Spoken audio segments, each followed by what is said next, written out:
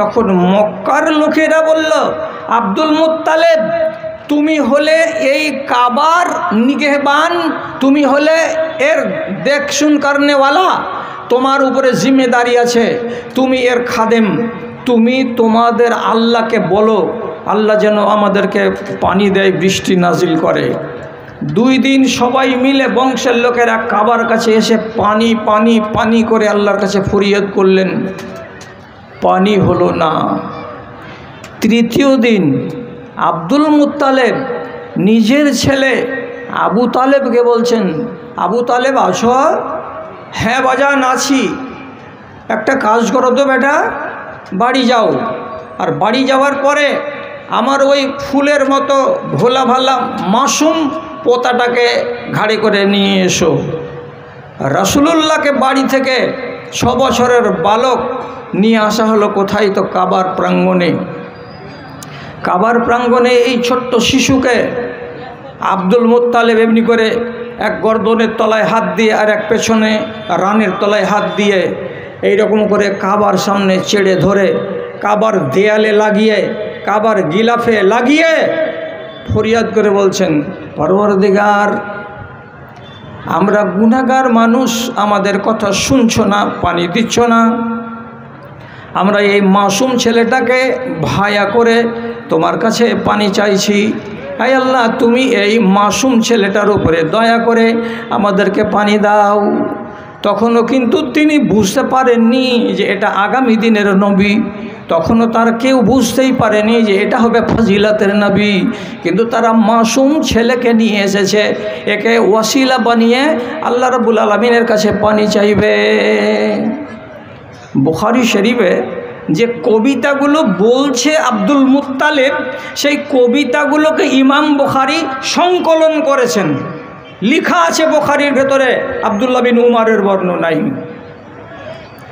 দিয়ে। যখন এই রকম করে 2বার 4বার করে উপর দিকে উঠিয়ে কাবাতে টাচ করিয়ে আবার জমিনে খাড়া করে দিল, তো আল্লাহ তাআলা বৃষ্টি নাজিল করলেন।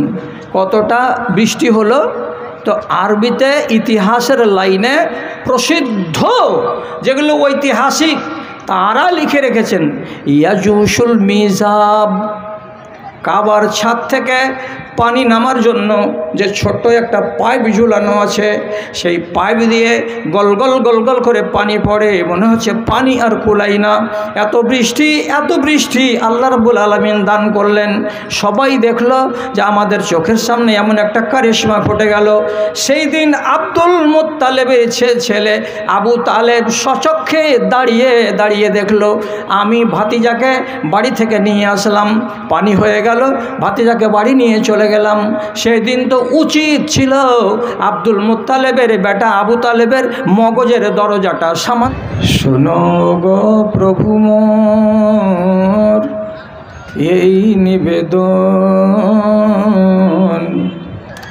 তোমাকে ডাকি আমি বাঁচি যতক্ষণ, আমি বাঁচি যতক্ষণ।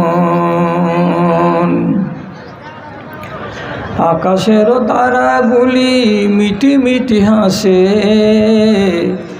জানি এরা সকলে তোমাকে ভালোবাসে, এরা শুধু ভালোবাসে। আমিও বাসি যেন তাদের মতন, তোমাকে ডাকি আমি বাঁচি যতক্ষণ, আমি বাঁচি যতক্ষণ। প্রবাহিত নদী নালা কুলু কুলু টানে, তোমাকেই ডাকে এরা শুধু মনে প্রাণে, এরা শুধু মনে প্রাণে। আমিও ডাকি যেন তাদেরও মতন, তোমাকেই পুজি আমি বাঁচি যতক্ষণ, আমি বাঁচি যতক্ষণ। থেকে থেকে শুনি রাতে কত পাখি ডাকে, দুঃখ কি জানে না তারা বড় সুখে থাকে, তারা বড় সুখে থাকে। সেই সুখে ভরে দাও আমারও জীবন, সেই সুখে ভরে দাও আমারও জীবন। তোমাকেই ডাকি আমি বাঁচি যতক্ষণ, আমি বাঁচি যতক্ষণ।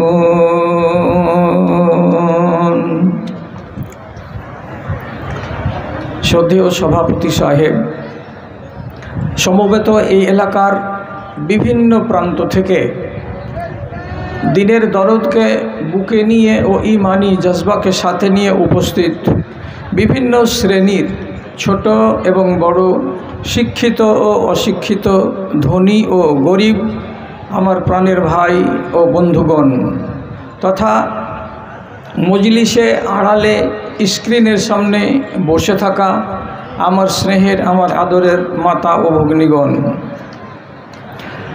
আমি আল্লাহ রাব্বুল আলামিনের অন্তরের অন্তরস্থল থেকে শুকরগুজারি করছি এবং তার স্তুতিবাদ গাইছি যে আমি আমার মোটামুটি 44 বছরের বক্তৃতার জীবনে আপনার বাড়ির পাশ দিয়ে অন্তত 10 বার 20 বার আমি গত হয়েছি। এই গ্রামের নামটা আমি ভালো করে জানি, কিন্তু ইতিপূর্বে এই জায়গাতে আমার আসার সৌভাগ্য হয়নি। আল্লাহ তাআলার কলমে লিখা অতদিনে ছিল না, এতদিনে ছিল বলে আজকে জীবনের পড়ন্ত বেলায়, যেখানে গলাতে স্বর নাই, শরীরে বল নেই, উচ্ছ্বাস নেই, আবেগ নেই, ক্ষীণ কণ্ঠে কেটে কেটে কেটে কেটে কিছু কথা বলি, এই বয়সে এলাম আপনাদের সামনে হাজিরি দিতে। আল্লাহ তাআলার কাছে ক্ষমতা চাইছি, তৌফিক চাইছি, যে সময়টা আমার জন্য বরাদ্দ করা হয়েছে সে সময়টা যেন আমি ঠিক করে গত করে নিতে পারি এবং আপনারা আমাকে ছেড়ে পালিয়ে না যান। আর একটা কথা, যদি শ্রোতাবিন্দু যদি আপনারা বেয়াদবি মনে না করেন, তাহলে আমার সাথে একমত হন যে জালসার যেটা শামিয়ানা বা পিন্ডাল, এটা বাজার নয়, এটা মেলা নয়। কাজে যতটি চাওয়ালা আছে, এই চাওয়ালাটিকে আপনারা তাড়াতাড়ি বাইরে যেতে বলেন। এটা এই বদ অভ্যাস হজম করারও নয়, এই বদ অভ্যাসকে দেখে আমার চোখ জ্বলছে। অন্ততপক্ষে আমি যতক্ষণ আছি আপনারা বাইরে চলে যান। আর একটা ফকিরকে দেখলাম, ওটা কি আপনাদের জামাই নাকি? আপনাদের ওটা আদরের জামাই যে ওকে রাতের বেলায় ভিক্ষা করতে হবে, 1.5 কোটি টাকা ওর ঋণ আছে, যে তাকে এখনও ব্যবসা চালাতে হবে, যে আপনার ঘাড়ের উপরে উপরে উপরে উপরে দৌড়ে বেড়াচ্ছে, আপনারা ওকে বলছেন না যে রোডে যাও? ওকে যেতে বলেন একটু দয়া করে, আল্লাহর ওয়াস্তে বলছি, আপনারা আমার সঙ্গ দেন। দুর্নীতি দুর্নীতি যেখানেই হোক, যখনই হোক, যে সময়ে হোক না কেন, দুর্নীতিকে আশ্রয় দিতে হবে না। আজ একটু সংশোধনের নামে এই জায়গাটাতে বসেছি বা বসেছেন, এখানে দুটো কথা আপনি শুনবেন আর আপনার মাথার উপরে উপরে বাজারের হেলিকপ্টার ঘুরে বেড়াবে, এটা কেমন কথা?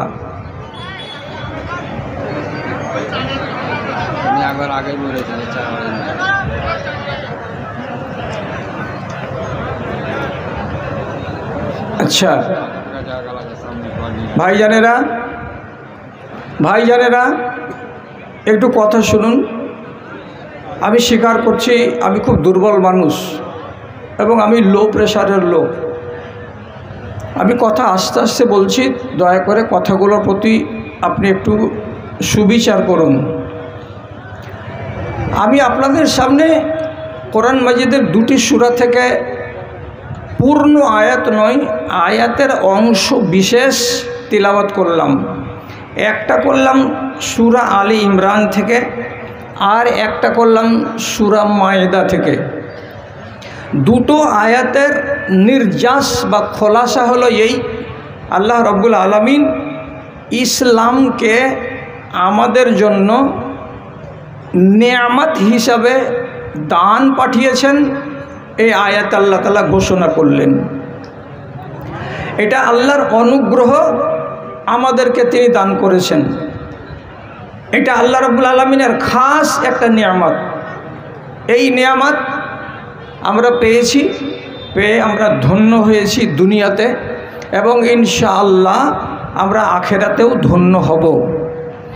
এইটাকে রব্বুল আলামিন যখন নিয়ামত বললেন, তো যারা কবুল করেছেন অর্থাৎ দ্বীন ইসলামকে মেনেছেন, তারা তো মনে মনে আনন্দিত হবেন বা আনন্দ বোধ করবেন যে আল্লাহ তাআলা এই নিয়ামত আমাদেরকে দিয়েছেন, আর আমরা আল্লাহ রাব্বুল আলামিনের পছন্দনীয় বান্দা হয়েছি বলে তার দানটা আমাদের কাছে এসেছে, আমাদের বাড়িতে এসেছে, আমরা পেয়েছি, অন্য কেউ পায়নি।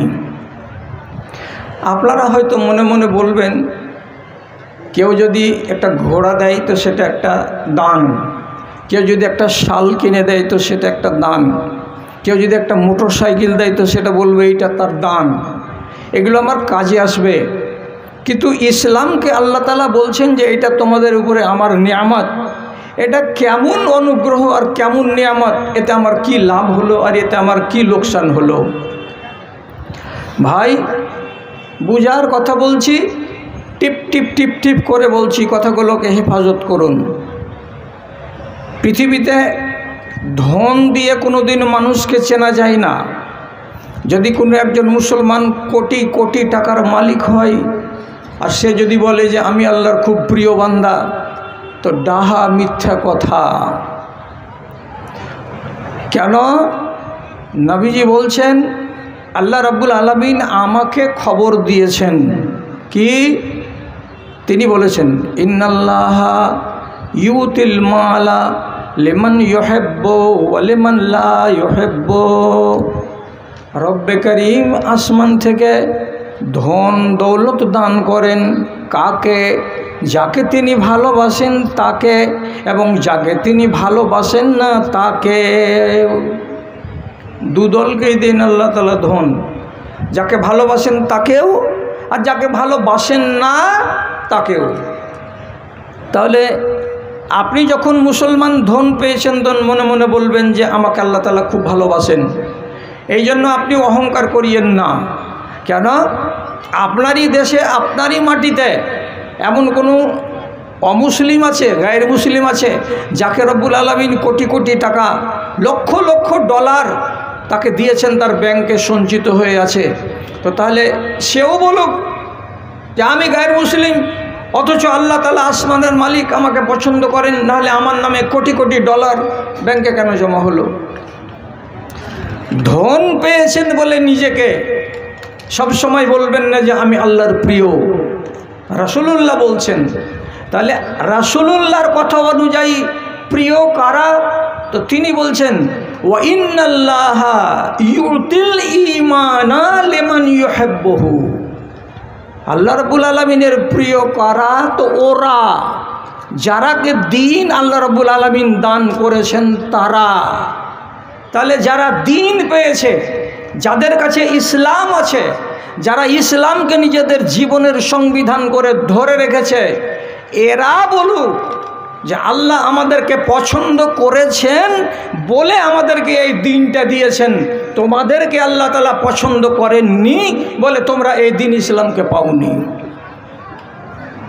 তাহলে প্রমাণ হলো এই কথাটা যে যারা যারা দুনিয়াতে মুসলমান আছে তারা আল্লাহর প্রিয় বান্দা।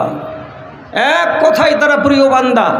আমি ভাগ করব না এখন, শুধু এক কথাই বলবো, যারা ইসলামকে মানে, কেউ শিয়া, কেউ সুন্নি, কেউ আহলে হাদিস, কেউ হানাফি, কেউ হাম্বেলি, কেউ শাফেঈ, এগুলো মাযহাবগত ব্যাপার, এদিকে আমি যাব না। আমি শুধু যাব কোন দিকে? ইসলামকে একটা দিন হিসাবে যে সমস্ত লোকেরা পেয়েছে তারা হচ্ছে ভাগ্যবান, তারা আল্লাহ রাব্বুল আলামিনের পছন্দের মানুষ, এদেরকে আল্লাহ তাআলা মুহাব্বত করেন। আপনি যদি এতে খুশি হয়ে থাকেন তাহলে ভালো কথা, আর এতে যদি খুশি না হতে পারেন তাহলে আর একটা কথা বলছি, ভাইজান, ঈমান পেয়েছেন, পাওয়ার পরেও আপনি তার গুরুত্ব বুঝছেন না, ইসলামকে পাওয়ার পরেও আপনি ইসলামের গুরুত্ব বুঝতে পারছেন না। তাহলে বলি, দুটা লোকের নাম বলছি, দুটা তো নয়, দু জোড়া লোকের নাম বলছি, দয়া করে মগজের দরজাটা খোলা রাখুন। পৃথিবীতে এমন একজন শয়তান মারদুদ, লম্পট, দাজ্জালগত হয়ে গেছে, যার আলোচনা কোরআন মাজিদে একাধিক জায়গাতে আল্লাহ তাআলা করেছেন, তার নাম হলো ফেরাউন। ফেরাউন তার চোখের সামনে ঈমান কবুল করার অনেকগুলো ঘটনা দেখেছে, চাক্ষুষ করেছে। কোনখান থেকে শুরু? নবী মূসাকে যখন আংনাতে আনা হলো নীল নদীর বাক্স থেকে, তখন থেকে শুরু হয়ে গেল কাহিনী এবং কিস্সা। সেখানে তার নিজের জীবনে 3টা এমন বড় বড় ঘটনা ঘটেছে, যেই ঘটনা থেকে যদি ফেরাউন মনে করত যে আমি মূসাকে চিনে নিয়ে মূসার রবকে মেনে নিব এবং তার আমি প্রিয় হয়ে যাব, তাহলে সে হয়ে যেতে পারত। কিন্তু তিনটা ঘটনা চোখের সামনে স্পষ্ট ঘটে যাওয়ার পরেও আল্লাহ রাব্বুল আলামিন তার অন্তরে ইসলামের ভালোবাসা, তৌহিদের ভালোবাসা, ঈমানের ভালোবাসা দান করলেন না। কেন করলেন না? এর একটাই জবাব, আল্লাহ ওকে পছন্দ করেননি। আবার ওর স্ত্রী ওই বাড়িতেই বাস করে, ওই বাড়িরই রাজার রানী, তার নাম আসিয়া। আল্লাহ তাআলা তাকে পছন্দ করেছেন, তার ভিতরে ঈমান দেবেন বলে আল্লাহ তাআলা এটা মেনে নিয়েছেন, কবুল করে নিয়েছেন বলেই যেই মূসা নবীকে কেন্দ্র করে লম্বা চওড়া ঘটনা কোরআন মাজিদে আলোচনা হয়েছে, সেই মূসাকে দেখে আর মূসার কারিশমাগুলোকে চোখে দেখে আর মেনে আসিয়া ঈমানদার হলো। কেন হলো? আল্লাহ রাব্বুল আলামিন তাকে পছন্দ করেছেন যে আসিয়া তুমি আমার একটা ঈমানদার বান্দি হিসাবে বাঁচো আর ঈমানদার বান্দি হিসাবে আমার কাছে আসো, এই জন্য আমি পছন্দ করেছি। তাই আল্লাহর পছন্দ মতে সে ঈমানকে কবুল করতে পেরেছে। আর একটা বলে দিই, রাসূলুল্লাহ যেদিন 6 বছর বয়সের, সেদিন থেকে নিয়ে 47 বছর বয়স তখন পর্যন্ত নবীজিকে দেখাশোনা করা, দুশমনদের হাত থেকে রক্ষা করা এবং চারিদিকের যতগুলো চক্রান্ত ছিল সব চক্রান্তকে প্রতিহত করা একটি মাত্র লোকের কাজ ছিল। সেই লোকটার নাম হচ্ছে আবু তালেব। আবু তালেবের চোখের সামনে এমন জিন্দা জাবেদ, এমন স্পষ্ট ঘটনা ঘটেছে, যেই ঘটনাগুলো দেখতে গেলে মানুষের মগজের তালা খুলে যাবে এবং আল্লাহ রাব্বুল আলামিনকে চিনে নিবে, পেয়ে যাবে। অথচ তারপরেও আবু তালেব ঈমান কবুল করতে পারেনি। আচ্ছা, সবুজ চোখের সামনে পেলাম, প্রমাণ চোখের সামনে পেলাম, আর পাওয়ার পরেও নবীকে আমি নবী বলে মানতে পারছি না, তো তাহলে ব্রেনের দোষ, মানসিকতার দোষ, কার দোষ? দোষ আর যার দেবেন, এটাই দোষ দেবেন কি আল্লাহ তাআলা একে পছন্দ করেনি। আপনাকে নির্ভরযোগ্য ইতিহাস থেকে সূত্র উদ্ধার করে বলছি যে রাসূল করিমের বয়স যখন 6 বছর, তখন মক্কার মাটিতে ওয়ানা বৃষ্টি দেখা দিল, কাহাতশালি দেখা দিল, একটু খুলে যাওয়া হলো না, খুলল না। যেদিন 13 বছর বয়স নবীজির, তখন একদিন চাচাকে বলছে, চাচা আপনি কোথায় যাবেন? ব্যবসাতে যাব। কোথায়? তো সিরিয়া। তো সিরিয়া আপনি যাবেন, তো আমিও যাব। যে বাবা তুমি ছোট ছেলে, 13 বছর বয়স, এ ধকল সামলাতে পারবে না, তুমি যেও না। তো আদরের চাচা, বাপ নেই তখন, এটাই বাপ, ওকে জড়িয়ে ধরে কান্না করলেন নবীজি, না চাচা আমি যাব, আমাকে নিয়ে যেতে হবে। চাচা নিয়ে চললেন কাকে? ভাতিজাকে। একটা কাফেলা, 12 থেকে 13 জন লোকের কাফেলা উঁটে চড়ে এরা চলে যাচ্ছেন। এখানে ইতিহাস বলছে 7 মঞ্জিল, মানে একবার চলতে শুরু করবে এইখান থেকে, তো ধরেন যে মালদাতে গিয়ে রথবাড়িতে দাঁড়াবে, এটা 1 মঞ্জিল। ওখান থেকে আবার চলবে তো রায়গঞ্জে গিয়ে দাঁড়াবে, এটা 1 মঞ্জিল। তো এইভাবে তারা 12টা মঞ্জিল চলার পর এমন এক জায়গা থেকে একটা গাছের তলায় গিয়ে এরা বিশ্রাম নিল। হঠাৎ করে এই গাছ থেকে একটু দূরে একটা গির্জা, সে গির্জার ভেতর থেকে এক পাদ্রী বেরিয়ে আসলো, তার নাম হচ্ছে বুহাইরা। বুহাইরা এসে এদেরকে বলছে, আপনারা কুরাইশ বংশের লোক? জি। আপনারা আরব থেকে এসেছেন, আজকে আপনারা দুপুরবেলায় আমার মেহমানি কবুল করেন, আমার গির্জাতে এসে আপনারা খানাটা খাবেন। তখন এত সেন্টিমেন্ট ছিল না, কে খ্রিস্টান আর কে মুসলমান আর কে ইহুদি, এত নাক সুঙ্গাসুঙ্গি ছিল না।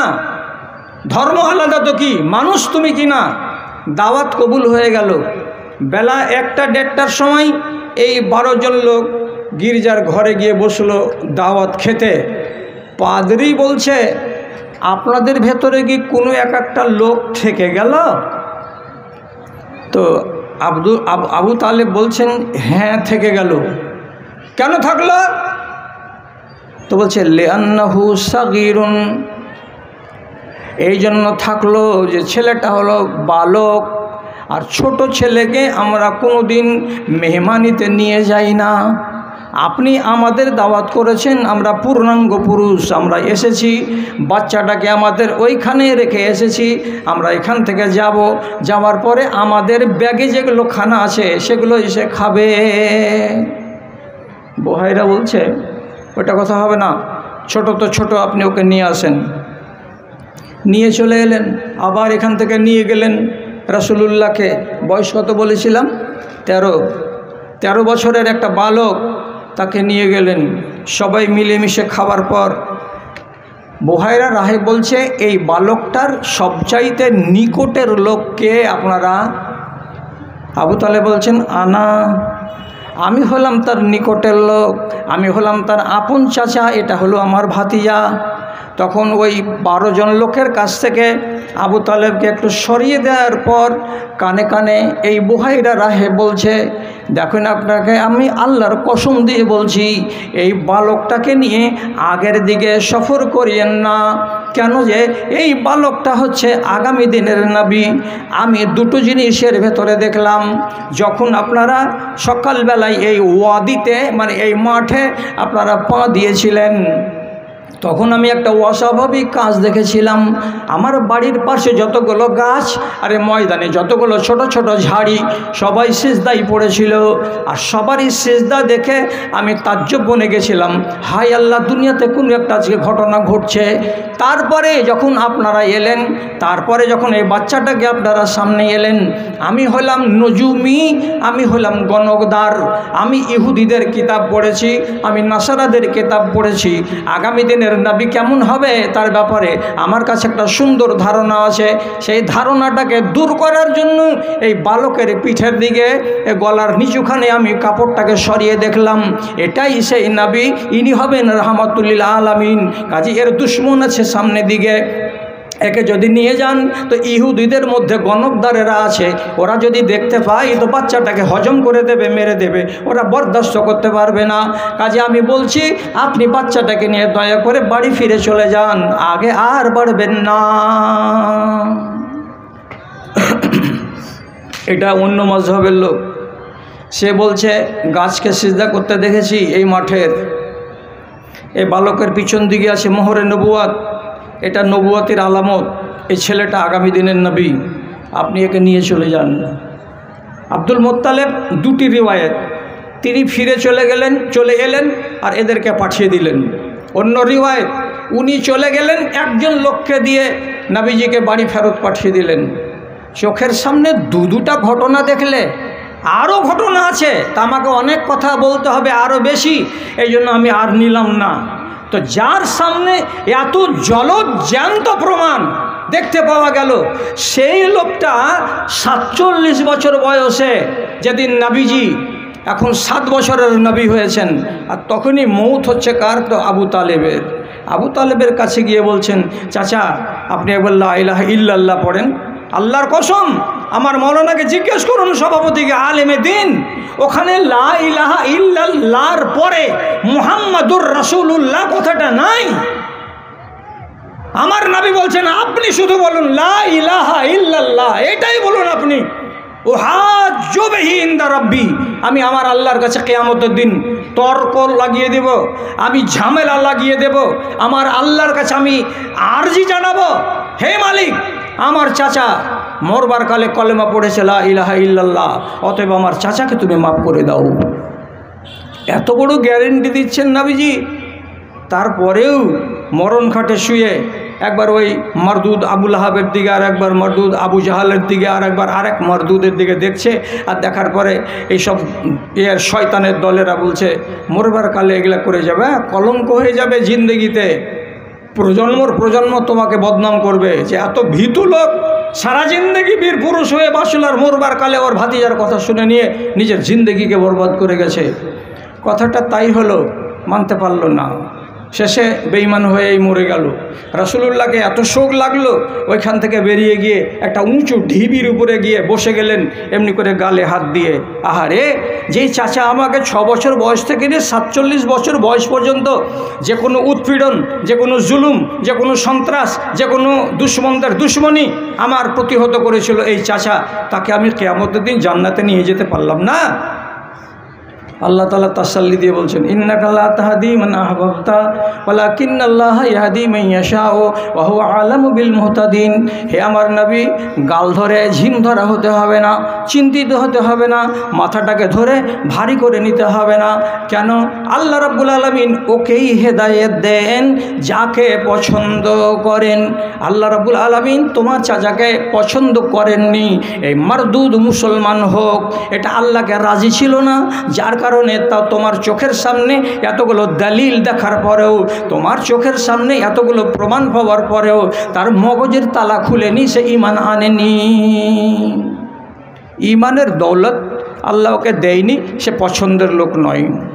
আবার ওর স্ত্রীর নাম, আবু তালেবের স্ত্রী, তার নাম ফাতেমা আল আসাদিয়া। ফাতেমা নামটা এই মেয়েটিকে নবী করিম মা বলে ডাকতেন। কেন? যে ছোট বয়সে মা হারিয়েছেন, চাচিকে মা বলে বলে ডাকতেন। চাচি নবীজির সব কিছু রেকর্ডকে সচক্ষে দেখেছেন, ছোট থেকে দেখে দেখে চাচির মগজের তালা খুলেছে। আল্লাহ রাব্বুল আলামিন তাকে পছন্দ করেছেন যে আবু তালেবের স্ত্রী ইমানদার হোক। তাই তিনি অল্প দিনের মাথাতেই নবী করিম সাল্লাল্লাহু আলাইহি সাল্লাম যখন দিন ইসলামকে প্রচার করতে আরম্ভ করলেন, তার 1 বছরের মাথায়, অন্য মতে 7 মাসের মাথায় আবু তালেবের স্ত্রী ঈমান কবুল করে নিয়েছে। কিন্তু 7 বছর বেঁচে থাকলো, তবুও আবু তালেব ঈমান আনতে পারল না। একই বাড়ির লোক, স্বামীটাকে আল্লাহ পছন্দ করলেন না, বেঈমান হয়ে মরে গেল। স্ত্রীটাকে আল্লাহ পছন্দ করলেন, ঈমানদার হয়ে মরল। একই বাড়ির লোক, ফেরাউন দাজ্জাল, ওকে আল্লাহ পছন্দ করলেন না, বেঈমান হয়ে মরে গেল। ওর স্ত্রী আসিয়া, আল্লাহ তাআলা ওকে প্যার মহব্বত করলেন, ভালোবাসলেন, তাকে ঈমানের সম্পত্তি দিলেন, সে মুমিনা হয়ে কবরে চলে গেল। আপনি যে আজকে ঈমানদার, আপনি যে একজন মুসলমান, তাহলে আপনার মনটা আনন্দে উদ্বেলিত হয়ে উঠে না যে আমাকে আল্লাহ তাআলা পছন্দ করেন, না হলে আমি ঈমানদারের বাড়িতে জন্মগ্রহণ করলাম কেন? যদি বুঝাতে না পেরে থাকি আপনাকে, তাহলে ভালো করে বুঝেন। ও আল্লাহর বান্দারা, আপনারা বর্ডারে আছেন, ঝাড়খণ্ড আর বাংলার, এই বর্ডারের লোককে বলছি, দয়া করে দুনিয়ার একটা কথা বলছি, কান খুলে শুনেন। পৃথিবীতে দেশ আছে 228টা। কটা? 228টা। একটা দেশ ভ্যাটিকান সিটি, ওতে মসজিদ নাই আর মুসলমান নাই। বাকি 227টা দেশে মুসলমান আছে, মসজিদ আছে, আজান পড়ে। তাহলে এই সারা দুনিয়াতে 228টা দেশে কতটি মানুষ বাস করে জানা আছে? টোটাল মানুষ কত এখন বর্তমান রিপোর্ট? তো দুনিয়াতে এখন বর্তমানে মানুষের সংখ্যা হলো 865 কোটি। 865 কোটি। তার ভেতরে সারা দুনিয়া মিলিয়ে মুসলমান কতটি? 155 কোটি। আর 155 কোটিকে 865 থেকে যখন বাদ করে দিব, বিয়োগ করে দেব, তখন দাঁড়াবে কতটি? তখন দাঁড়াবে 715 কোটি। তাহলে আপনার মগজের দুয়ারটাকে খুলে দেন বাপ আমার। আল্লাহ তাআলা এত মানুষের ভিতরে কতটি সম্প্রদায় আছে নামি নামি? 1 নম্বর, ঈসা আলাইহিস সালামকে মানি বলে ধোঁকাবাজ আছে দুনিয়াতে সব থেকে বেশি, তারাকে বলা হয় ঈসাই, মানে খ্রিস্টান, আসল অরিজিনাল নয়। তারপরে বড় সম্প্রদায় দুনিয়াতে আছে, তারা হলো বৌদ্ধ। তারপরে দুনিয়াতে বড় সম্প্রদায় আছে কারা? মুসলমানের কথা বাদ রেখেছি, তারা হলো কারা? তো তাও জাতি। তারপরে 4 নম্বর সম্প্রদায় যারা দুনিয়াতে বড়, তারা হলো হিন্দু। এই 4টা সম্প্রদায়, এদের ভিতরে সব দিকে মিলিয়ে কি পেলাম? আজ তারা 815 কোটি হলো, আর 155 কোটি হলো কারা? তো মুসলমানেরা। ওই 715 কোটি লোক, তারা কেউ আল্লাহ রাব্বুল আলামিনকে ওয়াহদাহু লা শারিক বলে মানে না। সবাই শিরকে ডুবে আছে, সবাই গুনাহে ডুবে আছে, কেউ ওয়াহদানিয়াতে নাই, কেউ আল্লাহকে আল্লাহ বলে মানে না। এইভাবে তারা কি হয়েছে? আল্লাহর না পছন্দ, আল্লাহর ঘৃণিত বান্দা হয়ে বেঁচে আছে। আর এরা হলো সবাই আগুনের লকড়ি, সবাই আগুনের লকড়ি, সবাই আগুনের লকড়ি। আর মাত্র 1,55,000 লোক এরা লা ইলাহা ইল্লাল্লাহকে বিশ্বাস করেছে এবং আল্লাহ রাব্বুল আলামিনের ওয়াহদানিয়াতকে বিশ্বাস করেছে। যার কারণে এই লোকগুলোই হলো একমাত্র আল্লাহর পিয়ারা, যারা আগামী দিনে সুখের জিন্দগি কাটাবে রব্বুল আলামিন তাদের জন্য ওয়াদা করেছেন কোরআনে। এত লোকের ভেতরে 80 লোক হলো জান্নাতি। বাছাবাছি পরে হবে, কিন্তু ঈমানের ভিত্তিতে আমরা হতে পারবো জান্নাতি। তো তাহলে আপনার কি মনটা বলে না যে আমরা ভাগ্যবান মানুষ বলেই তো আল্লাহ তাআলা আমাদেরকে ঈমানের সম্পত্তিটা দান করেছেন? এবার দাদারা ভাইয়েরা, বড় সম্পত্তি ভাগে পেয়ে গেছেন বলে গুমসুম হয়ে বসে আছেন, খুশির খবর। আর কি দরকার? মৌলভী সাহেব তো বলে দিল যে যত 815 কোটি লোক আছে সব নরকের লোকড়ি, আর এই 155 কোটি এরা হচ্ছে আল্লাহর প্রিয় বান্দা। তাহলে আর আগে পিছে করার কি আছে? কথাটাকে খালি মেনে রাখেন। আল্লাহ সুযোগটা দিয়েছেন আপনাকে, আপনি সুযোগটার সদ্ব্যবহার করেন তবে আপনি কামিয়াব। আর যদি সদ্ব্যবহার না করবেন, খালি ইসলামকে পেয়ে নিয়েছি বলে বসে থাকবেন, তাহলে কিন্তু হবে না। কেন হবে না? আমার দিকে খেয়াল করুন। আল্লাহ তাআলার 2টো আইন আছে আমাদের ঘাড়ে। একটা আইনের নাম হলো আদেশমূলক আইন, আর আল্লাহ তাআলার আরেকটা কানুন আছে, সে কানুনটার নাম হলো নিষেধমূলক আইন। আদেশমূলক আইন মানে কি? সেটাকে আপনাকে আঁকড়ে ধরতে হবে। নিষেধমূলক আইন মানে কি? ওই জিনিসগুলোকে আপনাকে বর্জন করতে হবে, আপনাকে ছেড়ে সেখান থেকে আপনাকে দূরে থাকতে হবে। তাহলে আপনাকে বলা যাবে আপনি কামিয়াব ইনসান। কি করে? উদাহরণ দিচ্ছি আপনাকে। আঁকড়ে ধরে থাকা আদেশমূলক আইনের মিসাল: নামাজ পড়ো, রোজা রাখো, হজ করো, জাকাত দাও, সত্য কথা বলো, হালাল রুজি খাও, এবং মায়ের জাতেরা তোমরা পর্দানাসীন হয়ে বাঁচো। 7টা উদাহরণ দিলাম। যতটাকে আপনি ছেড়ে দিবেন ততটাই আপনার ঈমান নিচু দিকে নেমে থাকবে। যতটিকে ধরে রাখতে পারবেন আপনার ঈমানের কাঁটাটা অত উপর দিকে উঠে থাকবে। 1। 2 নম্বর, নিষেধমূলক আইনকে ছেড়ে দেন, কাছে যাবেন না। কাকে বলে? মিসাল, উদাহরণ: চুরি করবে না, ডাকাতি করবে না, পরনিন্দা করবে না, গুজব করবে না, সুদ খাবে না, মদ খাবে না, জাদু করবে না, শিরকের গুনাহ করবে না, কটু কথা বলবে না, বাবা মায়ের নাফরমানি করবে না, নারী জাত বেপর্দা হয়ে হাটে বাজারে ঘোরাফেরা করবে না। এটি উদাহরণে বললাম, আরও আছে। এটি হলো নিষেধমূলক আইন। নিষেধমূলক আইনকে যদি আপনি সমূলে দূরে সরিয়ে রাখেন, তাহলে আপনার ঈমানের কাঁটাটা উপর দিকে উঠতে উঠতে উঠতে উঠতে একেবারে শেষ মাথা পর্যন্ত উঠে থাকবে। আর আপনি যতটি আদেশমূলক আইনকে কমাবেন আর নিষেধমূলক আইনগুলোকে ধরে রাখবেন, ততটাই আপনার ঈমানের কাঁটা নিচুর দিকে নেমে নেমে নেমে নেমে চলে যাবে। আর এই জিনিসটার নাম হলো তাকওয়া। তাকওয়া মানে কি? তাকওয়ার মানে আল্লাহর ভীতি, আল্লাহর ভয়। আল্লাহর ভয় আপনার ভেতরে যদি না জাগে, ঈমানের কাঁটা উপর দিকে উঠবে না। শুনেছেন নামাজ পড়তে হয়, ধরছেন আর ছাড়ছেন, এতে ঈমান তাজা থাকবে না। আপনি শুনেছেন মদ খেতে হয় না, এটা শুনেই রেখেছেন, খাচ্ছেন না, কিন্তু তাল পেয়ে গেলে মেরে দিলেন ডিলাক্স দিয়ে পান আর কুম্ভু দিয়ে পান। এটা হারাম জিনিস, বুঝিয়ে আপনাকে পারা যায় না। আপনি শুনছেন যে মদ খাওয়া, নেশা খাওয়া হারাম। মদ তো নয়, নেশা। নেশার যত কোয়ালিটি আছে, কোনোগুলো গালিজ আর কোনোগুলো খাফিফ, কোনোগুলো হালকা আর কোনোগুলো অত্যন্ত ভারী, যে কোনো কোয়ালিটির নেশা আপনাকে ছেড়ে দিতে হবে, দিয়ে আপনাকে আপনার তাকওয়া দেখাতে হবে। তাকওয়া কোথায় থাকে? রাসূলুল্লাহ বলছেন আত্তাকওয়া হাহুনা, ভয় এখানে থাকে। ভয় মানে কি? আল্লাহর আইনকে যখন বুড়ো আঙুল দেখাবো তখন আমার মনটা যেন আঁতকে উঠে কি বলে, আহারে আল্লাহ তোমার একটা আইনকে ভেঙে দিলাম, তুমি আমাকে কি সাজা দেবে? এর নাম তাকওয়া। যদি একটা ভালো কাজ করেন, খুব সুন্দর একটা ভালো কাজ করে দিলেন, কি কাজ করলেন? কোনো রাস্তার কিনারাতে একটা মার্শাল গেড়ে দিলেন আর পানির ট্যাঙ্কি বানিয়ে দিলেন, লোকেরা আসছে আর পানি পান করছে।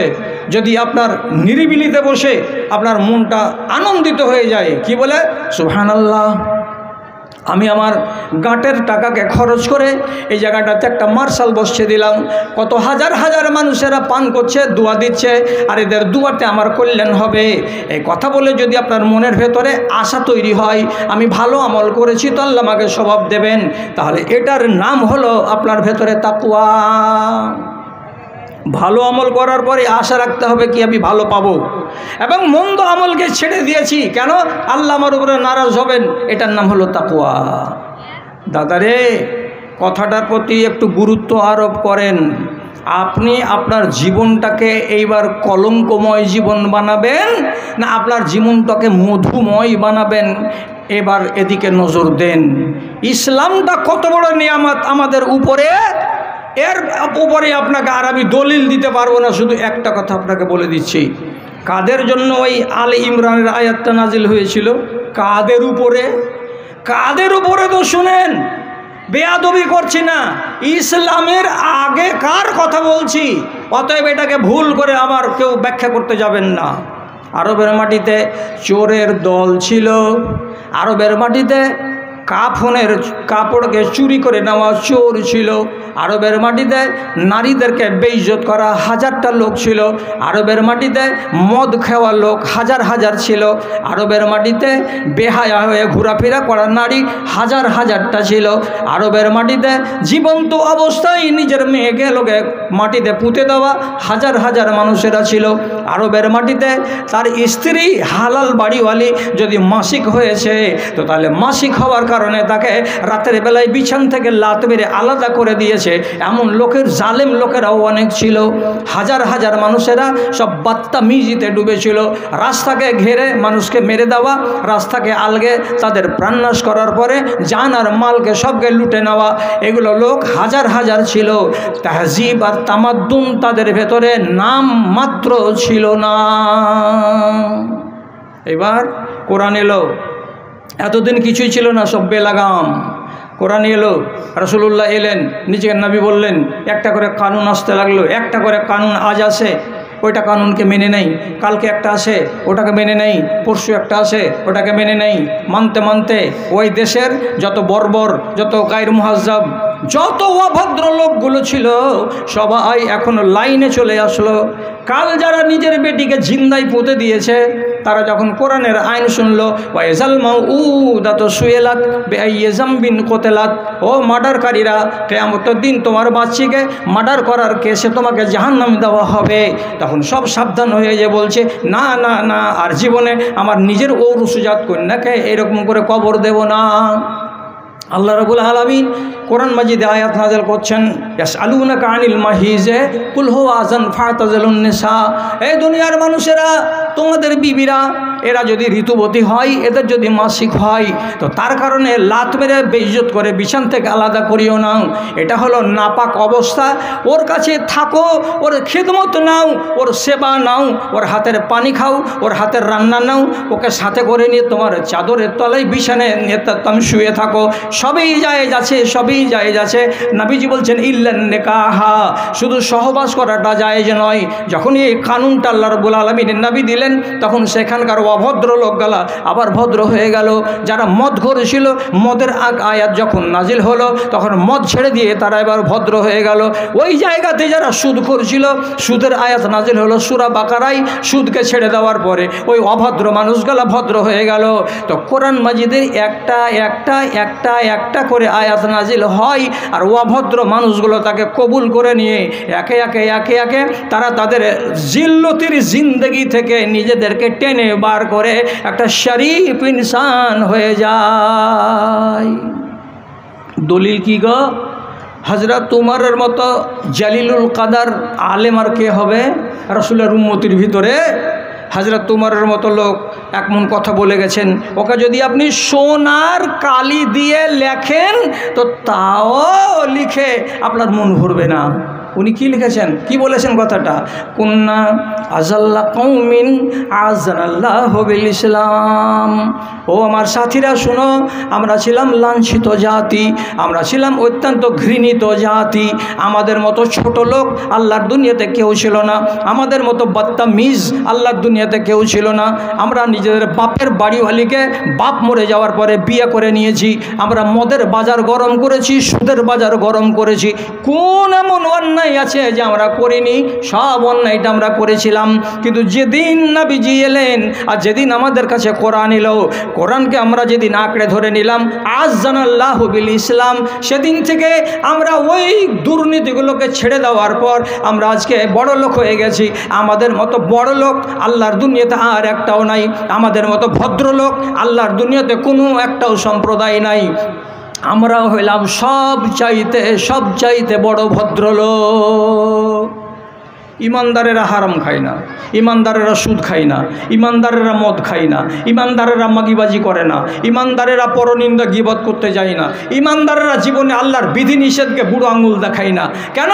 এরা হলো শরীফ, এরা হলো ভদ্র, এদেরকে আল্লাহ তাআলা সম্মান করেছেন। তাহলে এত ইজ্জতের জিনিস আর এত সম্মানের জিনিসকে আপনি পেয়েছেন, পাওয়ার পরে শুধু দুটো আইনকে মানতে গিয়ে আপনি ভাগ হয়ে গেছেন। কেমন ভাগ? 3 ভাগ। এই আইনগুলোকে সমর্থন দিতে গিয়ে আমার আপনার কোয়ালিটি হয়ে গেছে কয়টা? তো 3টা। আল্লাহ তাআলা সূরা আরাফের ভেতরে বলছেন, লম্বা করে কথা না বলে শর্টে বলছি। একগুলো হলো মুসলমান, একগুলো মুসলমান, আর একগুলো মুমিনিন, আর একগুলো মুহসিনিন। মুসলমান কারা? মুমিনিন কারা? মুহসিনিন কারা? এবার আল্লাহ তাআলা নিজে বলছেন, মিনহুম যালিমুল লিনাফসিহি ওয়া মিনহুম মুকতাসিদ ওয়া মিনহুম সাবিকুন বিল খায়রাতি বিইজনি রাব্বিহিম। মুসলমান কারা?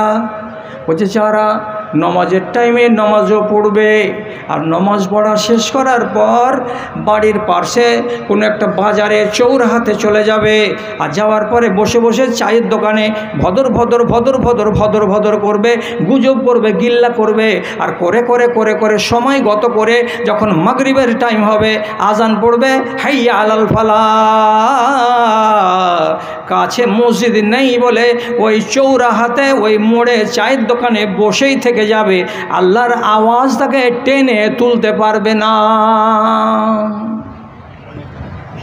রোজাও করেছে, চৌরাহাতে বসে আজান শোনার পরে উঠতে পারছে না, ওর ইমান ওকে খিঁচতেই পারল না। এই লোকটা কি? এর নাম হলো মুসলমান। মুসলমান মানে কি? মুখে আমি আত্মসমর্পণ করেছি আল্লাহর কানুনের সামনে, হ্যাঁ আল্লাহ তোমাকে মানি, কিন্তু কাজের বেলায় দেখাতে পারে না। কোনো সময় নামাজ পড়ে, কোনো সময় নামাজ পড়ে না, কোনো সময় রোজা করে, কোনো সময় রোজা করে না, কোনো সময় সব ঠিকঠাক করে কিন্তু চুরি করে নাই, কোনো সময় সবই ঠিকঠাক করে কিন্তু বাজারে গিয়ে মিথ্যা কসম খেয়ে নিজের সামানকে বিক্রি করে দেয়। এক কথায় যেই মানুষটা সমান তালে চালিয়ে যাচ্ছে ইমানদারিকেও এবং বেঈমানিকেও, এ লোকটাকে বলা হয় মুসলমান। মুমিন কোনটা? কম করে হইলেও আল্লাহর কানুনকে মানছে, কম করে হতে গেলেও সাধ্য মতো হারামে নিজেকে জড়াতে চাই না, এই লোকটা হলো মুমিন। মুহসিন কোনটা? ফরজ রোজাকে করে, নফল রোজাও করে, 12 রাকাত সুন্নাতে মুআক্কাদা, 17 রাকাত ফরজ নামাজকে পড়ে, আর পড়ার পরে 12 রাকাত সুন্নাতে মুআক্কাদাও পড়ে, তারপরে তার মন ভরে না, তখন কি করে? চাষ নামাজ যে 4 রাকাত সেটাও পড়ে, আবার তার মন ভরে না, রাতের বেলায় তাহাজ্জুদের নামাজ পড়ে। তাহলে বেশি বেশি করে নামাজও পড়ে, বেশি বেশি করে রোজাও রাখে, যেটা ফরজ ওসুর দেওয়া সেটাও দেয়, যেটা জাকাত ওয়াজিব সেটাও দেয়, আর দেওয়ার পরেও পকেট থেকে টাকা খরচ করে, বাড়ির কুঠি থেকে ধান শস্য আনাজকে গরিব মিসকিনকে দান করে দেয়। যারা বেশি বেশি করে নফল ইবাদত করে, এ মানুষগুলাকে আল্লাহ রাব্বুল আলামিনের নবীর ভাষা অনুযায়ী এরাকে বলা হয় মুহসিন। এরা হলো হাই কোয়ালিটির ইমানদার।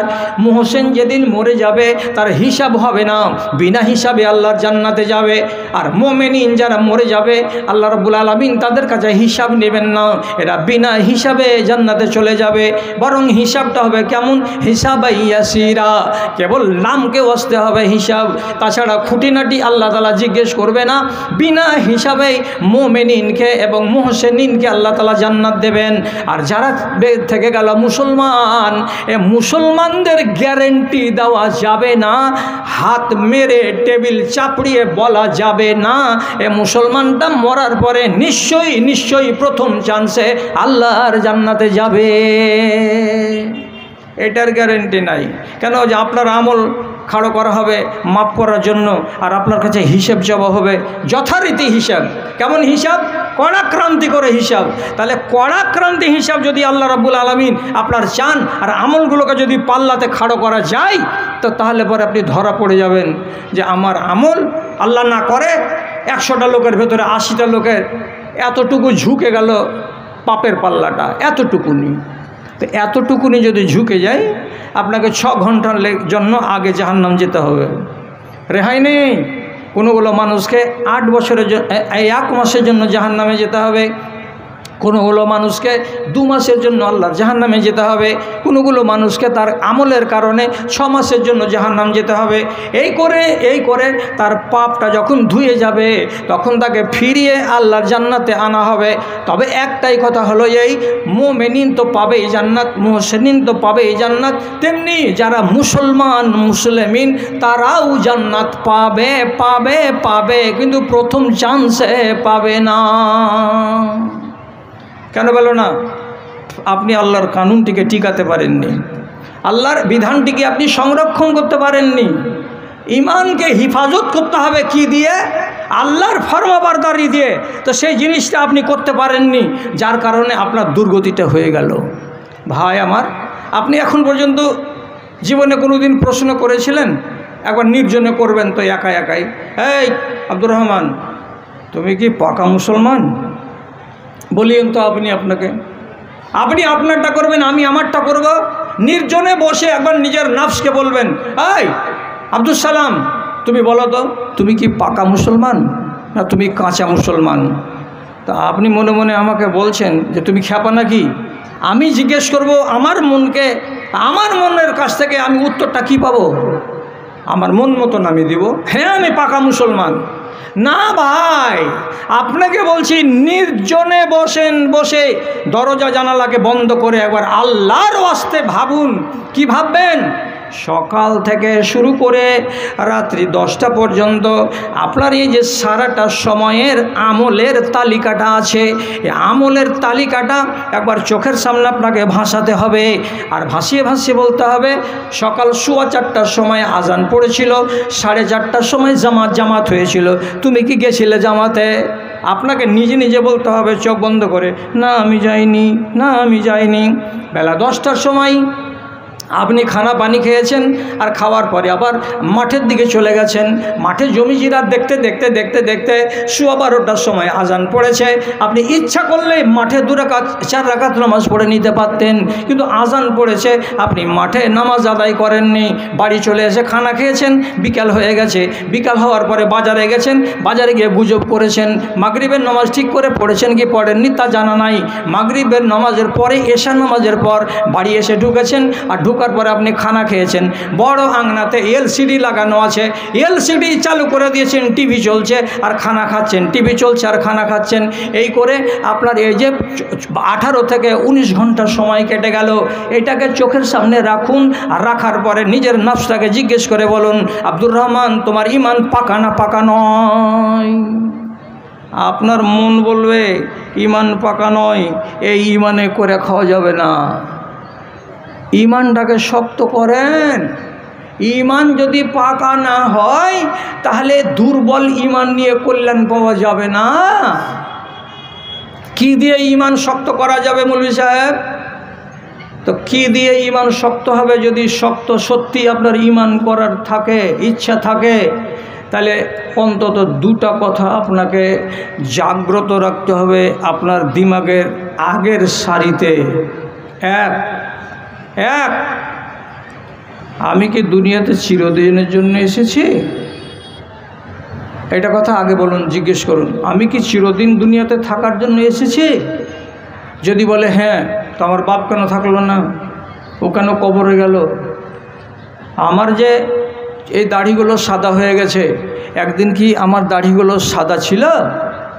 না। সাদা কেন হলো?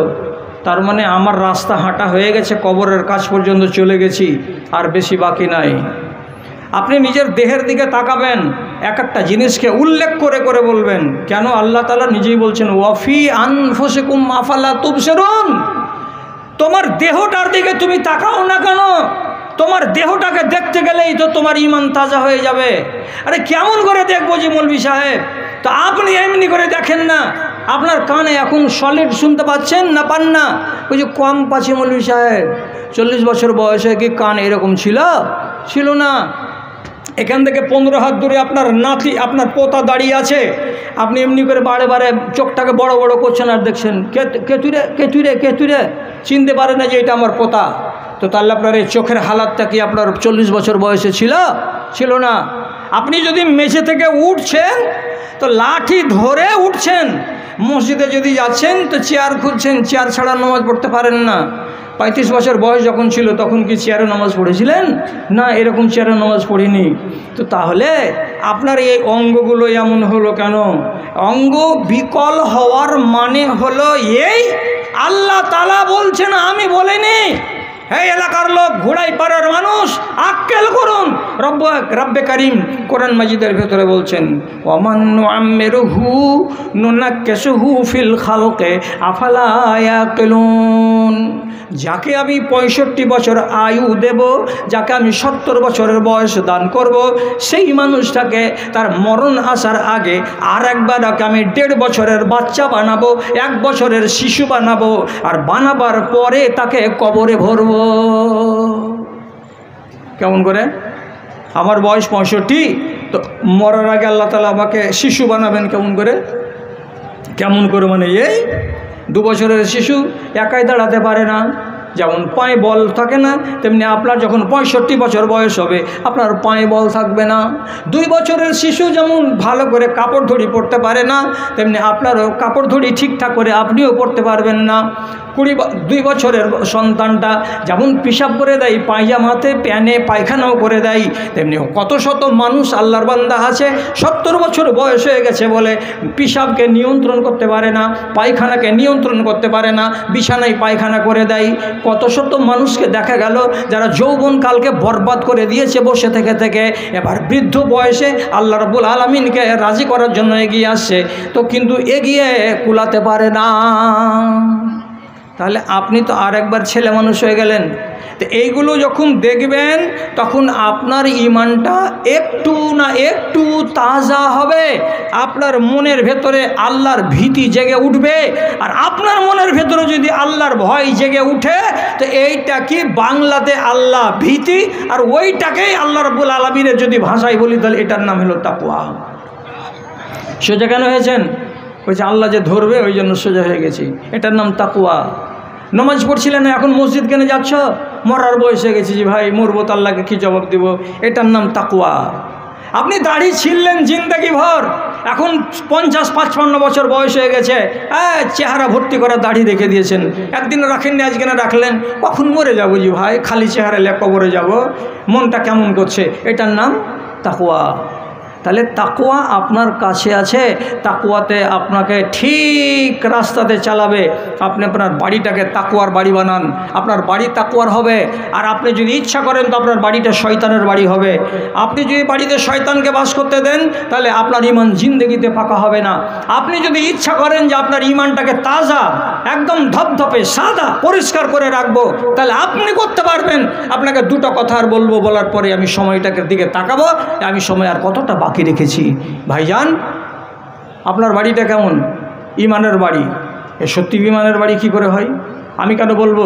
রাসূলুল্লাহ বলেছেন, নোমান বিন মুকাররিন নামক সাহাবীকে দেখে রাসূলুল্লাহ একটা হাদিসের টুকরা বলেছিলেন, এটা সোনার টুকরা।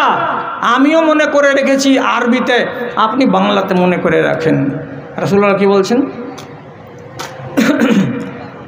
ইন্না লিল ঈমানে বুয়ুতান ওয়ালিন নিফাকে বুয়ুতা।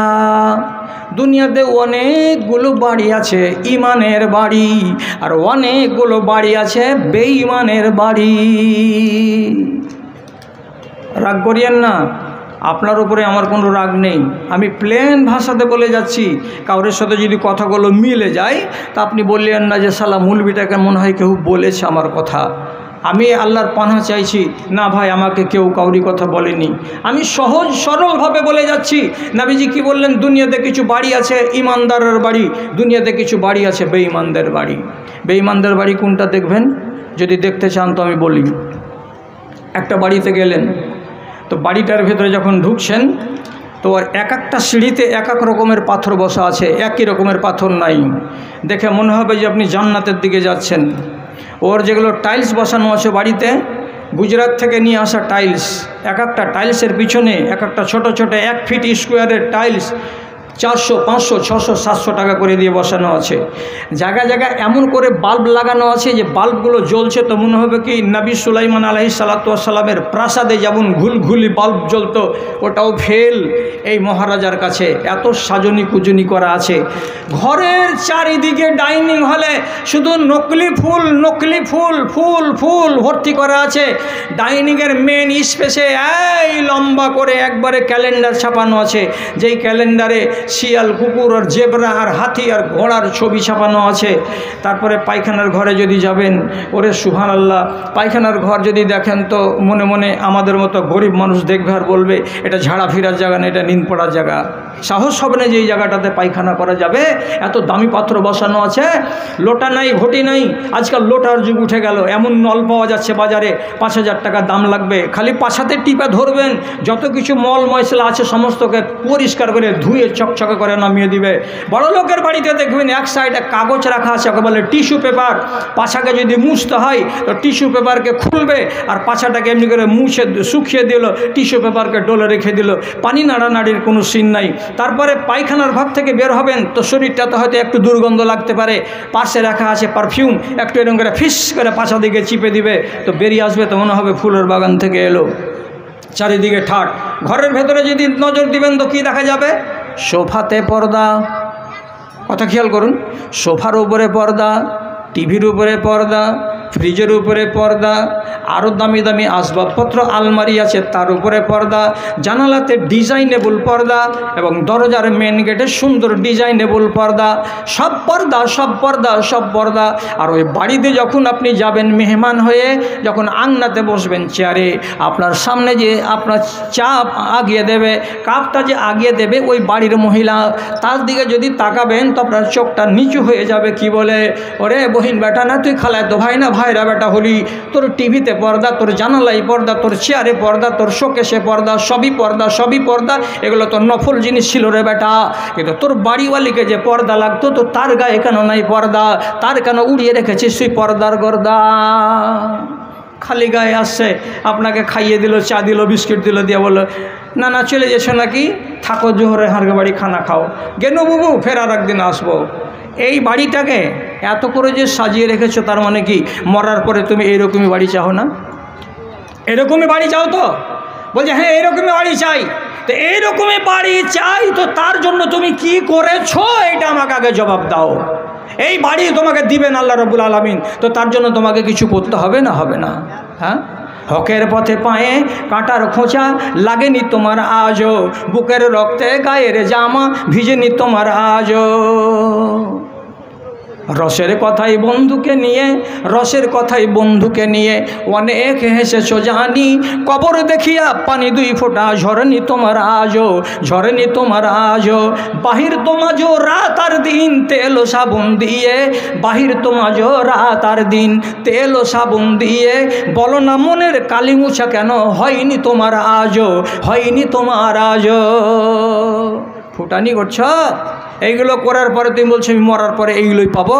আমলটা কী করেছে সেটা কথা বলো। কোরআন আল্লাহ তাআলা বলছেন ওয়াত্তাখিযুনা মাসানিআ লাআল্লাকুম তাখলুদুন। তোমার বাড়ির স্টাইলকে দেখে, তোমার বাড়ির সামনেকার পার্ক এবং বাগানকে দেখে, তোমার বাড়ির আসবাব এবং পত্রকে দেখে মনে হচ্ছে তুমি এই জায়গাতে চিরদিন থাকবে, চিরদিন থাকবে, তুমি কোনো দিন মরবে না। ওরে আল্লাহর বান্দা, মরে যাবে, ওয়াকালে মরে যাবে, আর ঠাট আর বাট সবই যেমনকার তেমন থেকে যাবে। হুঁশ করো বাড়িটাকে ইমানের বাড়ি বানাও, বেঈমানের বাড়ি বানাও না। আর কিসে করে বেঈমানের বাড়ি হয়? যে বাড়িতে আজান পড়লো, আজান পড়ার পরেও সকাল 7টা পর্যন্ত যদি মেন গেট না খুলে, কোনো ঘরের যদি ছিটকিনি না খুলে, সব ঘরে ঘরে ঘরে ঘরে যদি লোক থাকে, তাহলে জানতে হবে এটা ইমানের বাড়ি নয়, এটা হলো বেঈমানের বাড়ি। ফজরের বেলায় আপনার ঘরের ছিটকিনি খুললো না কেন? নাম বলবো না, মোবাইলের যুগে যেখান থেকে সেখানকার ঘটনা কোথায় চলে যাচ্ছে, আর গাল খেতে খেতে জিন্দেগি যাচ্ছে। আমি 7 দিন আগে কোনো একটা জায়গায় জালসা করলাম, ফজরের বেলা আমার সাথে আমি আছি আর আরেকটা বক্তা আছেন মুর্শিদাবাদেরই, নাম বলছি না। দুজনই ওযু করার পরে নিচু তালাতে আসছি, দেখছি মেন গেটে এত বড় তালা লাগা। যে আরে ভাই কেমন করে যাবেন নামাজ পড়তে? সেই তো এরাকে যদি জাগাবো তো এরা তো জাগবে কি জাগবে না। তো একটু ভোগা এমনি এমনি করে গ্রিলটাকে বাজাইলাম, কেউ টের পেল না। ফিরে চলে আসলাম, বললাম যে আমরা মুসাফির, ঘরে নামাজ পড়ে নেবো তো আল্লাহ আমাদেরকে ছাড় দিবেন। দুজনে মিলে ফজরের নামাজ ওখানে আমরা পড়ে নিলাম। নেওয়ার পরে আমরা তো আমাদের ঘুম তো বাকি থাকে, বাকি ঘুম দিলাম। বাকি ঘুম দিয়ে যদি 8:30টার সময় উঠছি, তো দেখা যাচ্ছে কি যে তখন পর্যন্ত মেন গেট দিয়ে কেউ বেরই হয়নি, ভিতরে জেগেছে, কাজকাম করছে, মেন গেট লাগাই আছে। ব্যাগ ঘাড়ে করে নিচে আসছি তো গেটের তালা তখন খুলছে। আমি বললাম আপনারা রাতের বেলায় উঠেন না, জাগেন না? তো গল্প করছে কি বলে যে অনেক রাতে ঘুমিয়েছি মালানা, চেতন পাইনি আজকে। তো তুমি না হয় ঢের রাতে ঘুমাইলে চেতন পেলে না, তো তোমার বাড়িওয়ালিও পেলো না। তোমার বাড়িওয়ালি যদি পেলো না তো তোমার বউমাটাও পেলো না। তোমার বউমাটা যদি পেলো না তো তোমার বেটাটাও পেলো না। তোমার বেটাটাও যদি পেলো না তো তোমার বাড়ির একটা ছোট বাচ্চাও পেলো না। কেউ জাগলো না রাতের বেলায়। আসল কথাটা কি, তোমাদের সকালবেলায় জেগে অভ্যাস নাই। এটা কার বাড়ি? এটা ইমানদারের বাড়ি নয়, এটা হলো বেঈমানের বাড়ি। আর আর রাগ করিয়েন না, রাগ করলে হবে না। রাগ করলে একটু মন্দ কথা বললেন, বেশি করে গাল দিয়েন না। যা বলছি সহি কথা বলছি। কিছু কিছু বাড়িকে নবীজি বলেছেন এটা ঈমানের বাড়ি নয়। যেমন একটা বাড়ি, আপনি 15 দিন সফর শেষ করে গুজরাট থেকে বাড়ি এলেন, তো বাড়ি আসার পরে বাড়ির বাইরে থেকে আপনাকে কী করতে হবে? সালাম দিতে হবে, আসসালামু আলাইকুম। আপনি বলবেন যে আমি স্ত্রীকে গেট খুলতে বললাম, তো স্ত্রীকে কেন সালাম দিব? হ্যাঁ রে আল্লাহর বান্দা, স্ত্রীকে সালাম দিতে হবে রাত্রি 2:30টার সময়তে। গেট খুলতে গেলে যেমনি গেট খুলবে আসসালামু আলাইকুম।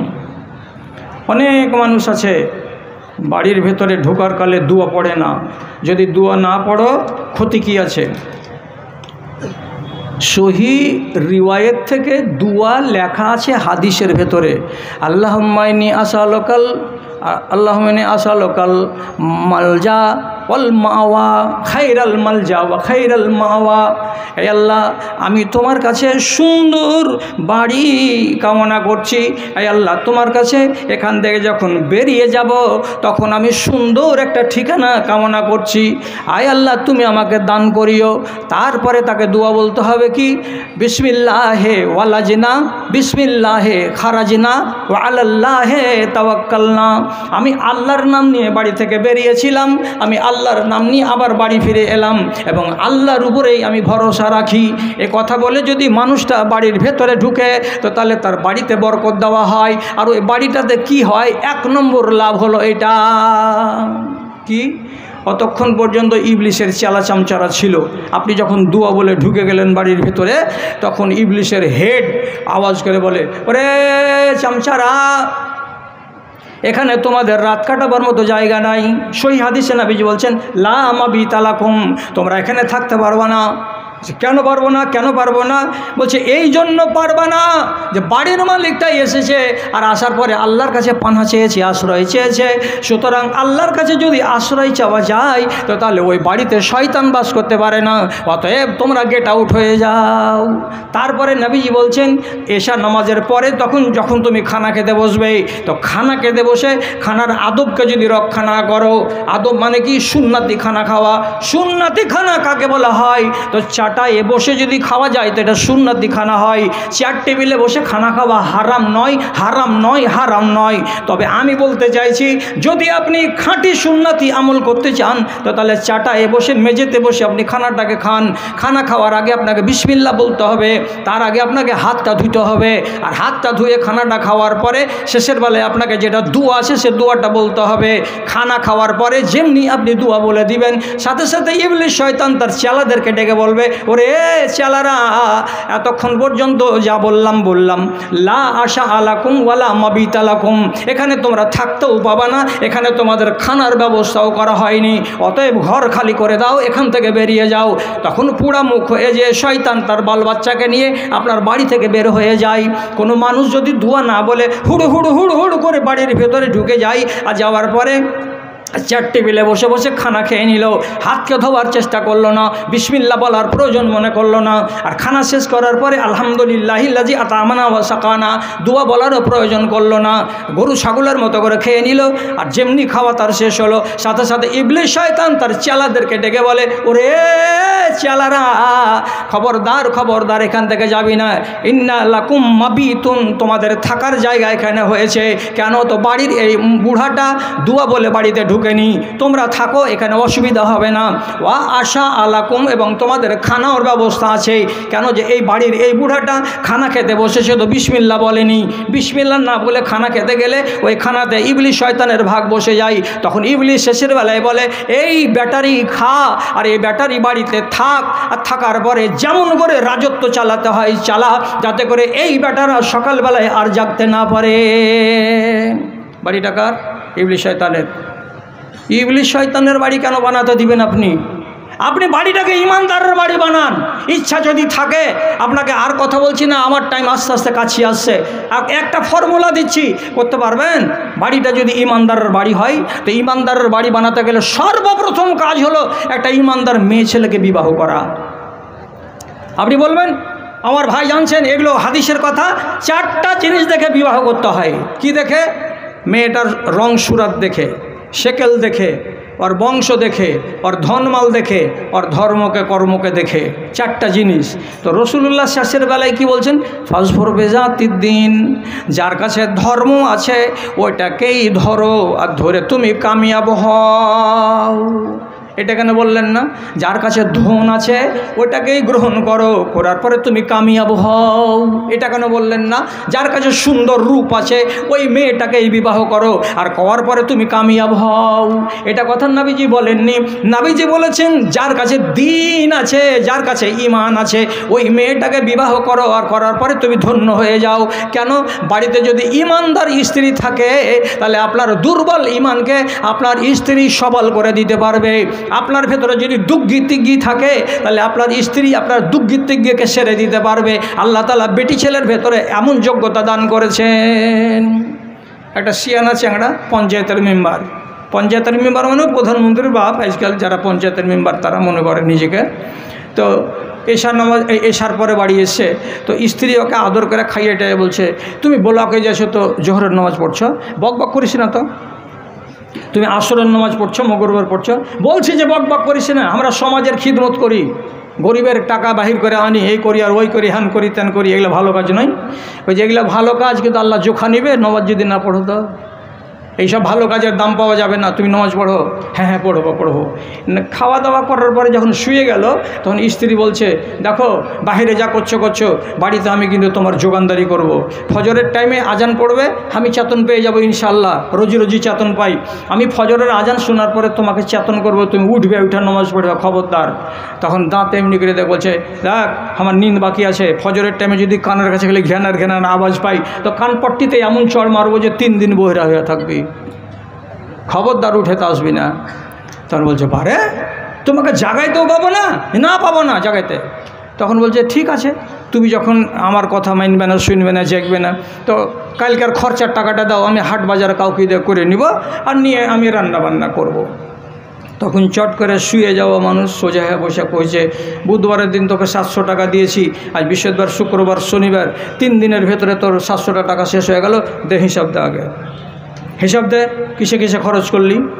তখন বাড়িওয়ালি কইছে, 700 টাকা দিয়েছো আর 4 দিন হয়ে গেল, 4 দিন সংসারের হাল টানলাম, আর তারপরে এখন তুমি খুনসে আমাকে বলছো দে হিসাব দে। তো তুমি 7 বছর বয়সে নমাজ স্টার্ট হয়, 10 বছর থেকে পড়া কম্পালসারি হয়ে যায়, তখন থেকে নিয়ে আজ তোমার 28 বছর বয়স নমাজ পড়োনি। আল্লাহ তাআলা কিয়ামতের দিন প্রথমে বলবে জান্নাত পরে যাবি, দে আগে হিসাব দে, দে হিসাব দে আগে। আল্লাহ যদি হিসাব চায় তো হিসাব দিতে পারবে। তখন কইছে, কোন ঠেকার কথাকে কোন ঠে যে লাগালি তুই রে? কোন ঠেকার কথা কেন হবে? 700 টাকার হিসাব তুমি আমার কাছে চাইছো 4 দিনে, তাও গলা ঝাড়া দিয়া, আর তুমি আল্লাহর রুজি খাবার, আল্লাহর বাড়িতে জমিনে থাকবা, আর 1 ওয়াক্ত নামাজ পড়বা না, তো আল্লাহ তোমার কাছে হিসাব চাইবে না? তখন কাচুকুচু হয়ে যায়, বলছে পড়বো রে পড়বো, নামাজ পড়বো। স্ত্রী সোজা করতে পারে কাকে? কম ইমানের পুরুষটাকে। মেনে নেন কথাটা, এই জন্য হাদিসে ওইটা এসেছে। আপনি বিশ্বাস করবেন, আপনার স্ত্রীর ভেতরে দুর্বল থাকলে আপনি তার দুর্বলতা সারিয়ে দেবেন। স্ত্রীর ভেতরে, পুরুষের ভেতরে দুর্বলতা থাকে, স্ত্রী সারিয়ে দেবে। এটা সহি হাদিস মতে বলছি আপনাকে। সাফওয়ান বিন মুআত্তাল একটা লোক, এই লোকটার একটা দোষ ছিল। আল্লাহ রসুলের কাছে আর বাড়িওয়ালি যে সামনা সামনি বলছে, রসুল এইটা আমার স্বামী, হাজা জাউজি সাফওয়ান, এইটা আমার স্বামী, আর নাম সাফওয়ান, আমার ক্লেম আছে। কী রে বাবা? তো বলছে, ইয়াজরেবও নিয়ে যাও সল্লাই, তো ওই ফাত্তেরও নিয়ে যাও শুনতো। আমি যখন নমাজে খাড়ো হচ্ছি তখন আমার স্বামী আমার পিঠে পিঠে কিলিয়ে কিলিয়ে আমার নমাজ ছাড়িয়ে দেয়। আমি যখন রোজা রাখছি তখন আমার স্বামী দিনের বেলায় আমার কলসাটাকে এমনি করে চেপে ধরে খেজুরকে বিচ্ছিটাকে বের করে খেজুরের দানাকে আমার মুখের ভিতরে ভরে দিয়া, গরুকে যেমন গাছ খাওয়াই তেমনি করে আমাকে খেজুর খাইয়া আমার রোজা ভেঙে দেয়। কে ওইটা? কইছে এটা আমার স্বামী। আর কি আছে?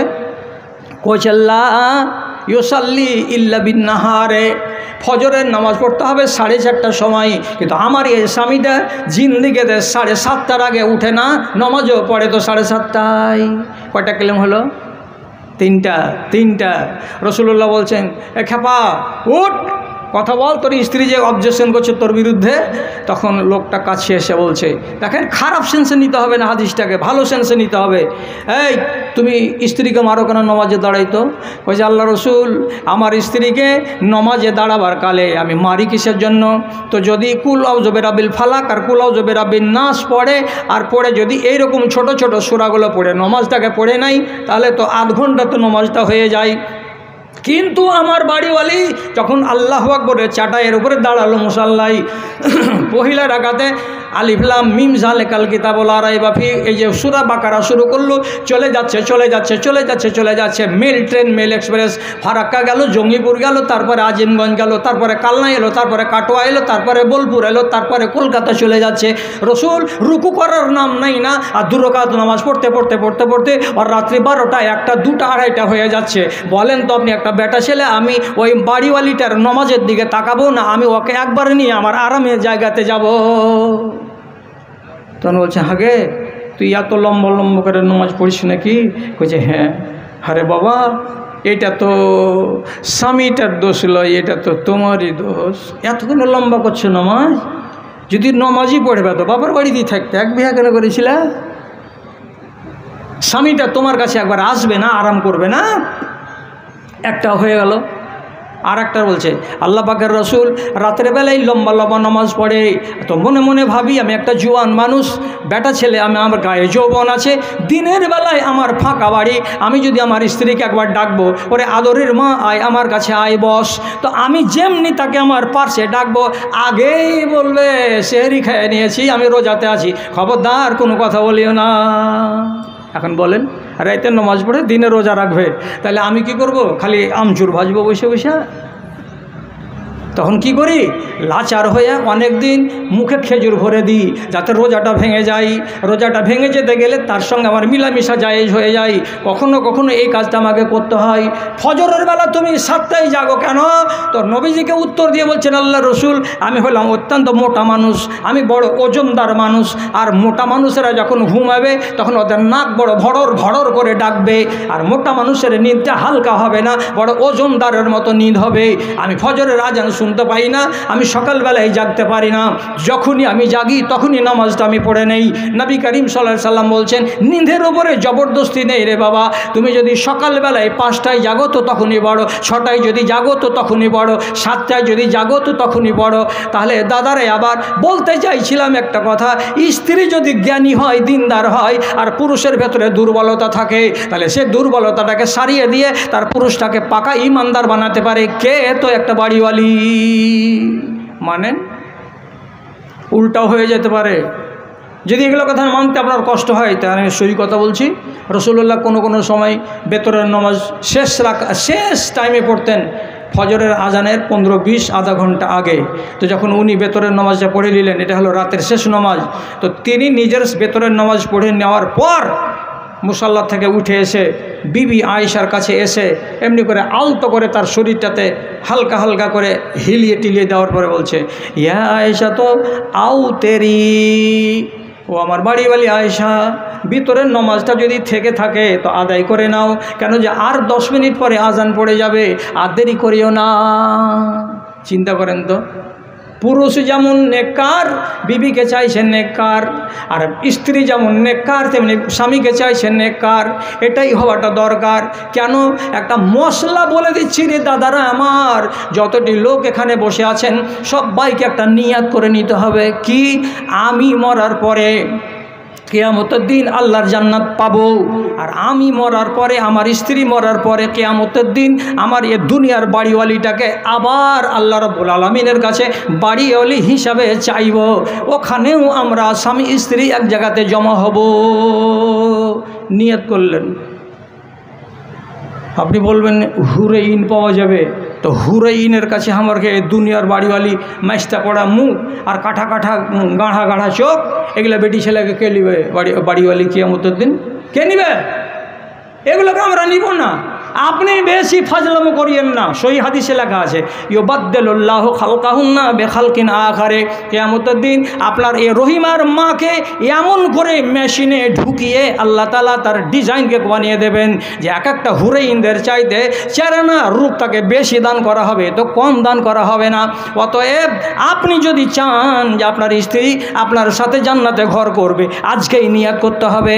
আপনি যেমন নামাজি হবেন, আপনার বিবিকেও তেমনি নামাজি বানাতে হবে। আর আড়ালে যে মায়ের আওয়াজ শুনছে তারাকেও এটা সংকল্প করে নিতে হবে। কি?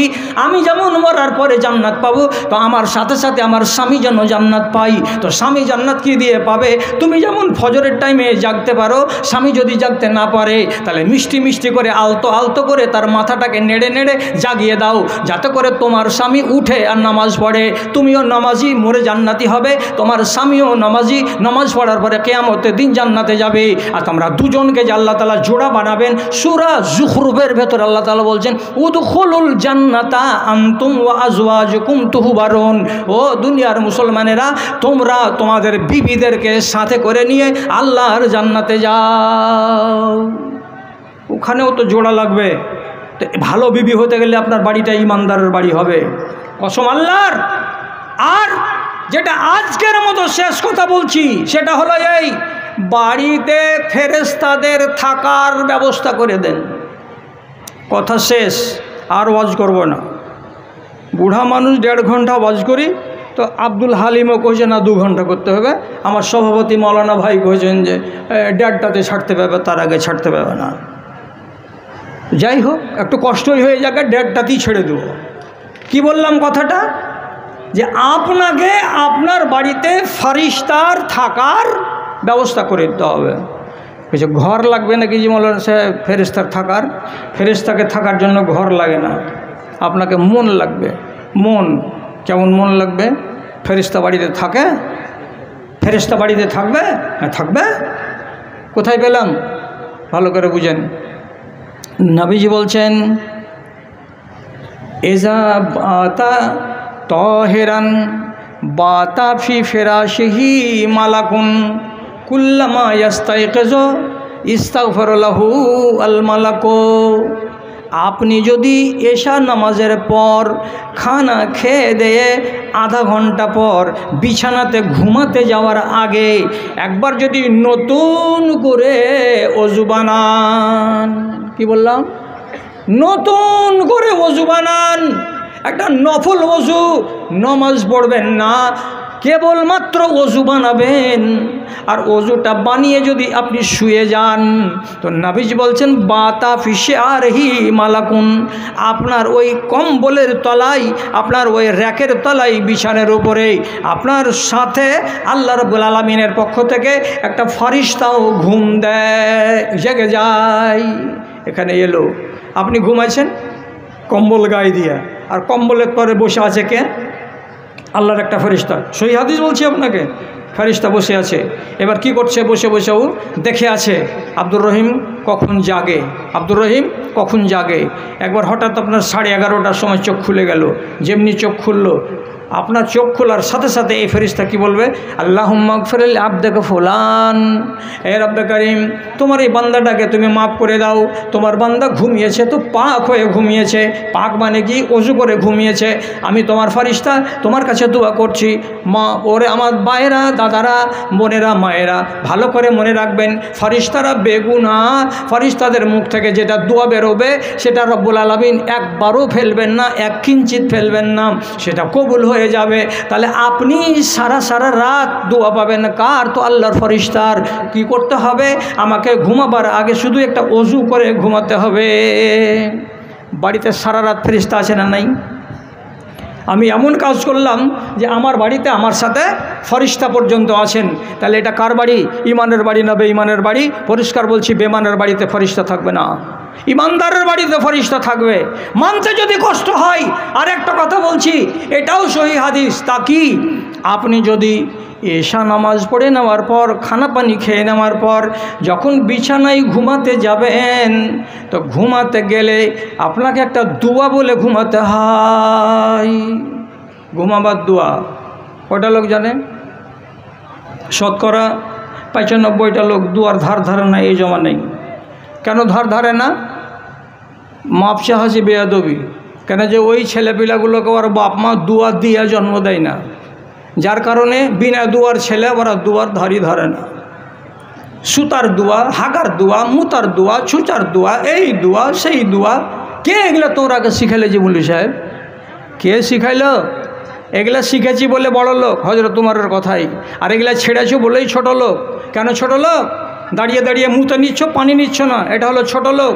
দুই বন্ধু এক জায়গায় দাঁড়িয়ে দিয়ে ফুল প্যান্ট খুলে দিয়ে হু হু করে পিশাব করছো, আর একজন আর একজনের দিকে দেখছো আর বলছে ফারাক্কা কদ্দূরে আসবে মহিউদ্দিন, গল্প করছো আর পিশাব করছো। এটা হলো ছোট লোকের বাচ্চা। কেন ছোট লোক হইলা? তুমি রাসূলুল্লাহর আদর্শকে ভুলে গেছো বলে ছোট লোকের বাচ্চা হয়ে গেছো। ফাজলামি করছো, দোয়া জানছো না। দোয়া বলে ঘুমাও। আল্লাহুম্মা বেইসমিকা আমুতু ওয়াহিয়া, হয়ে গেল। তারপরে আর একটা বলছে, যদি পারেন তো করেন, না পারেন তো না করেন। ডান কটে শুতে হবে। আর এই হাতখানা যে দেখছেন ডান হাত, এমনি করে ডান গালে দিতে হবে, আর ডান গালে দিয়ে বালিশে এমনি করে রেখে দিতে হবে। আর দিয়ে যদি পারেন তো এই দোয়াটা বলতে হবে, আল্লাহুম্মা কিনি আযাবাকা ইয়াউমা তাবআসু ইবাদাকা। বড় ফজিলত আছে দোয়াটার।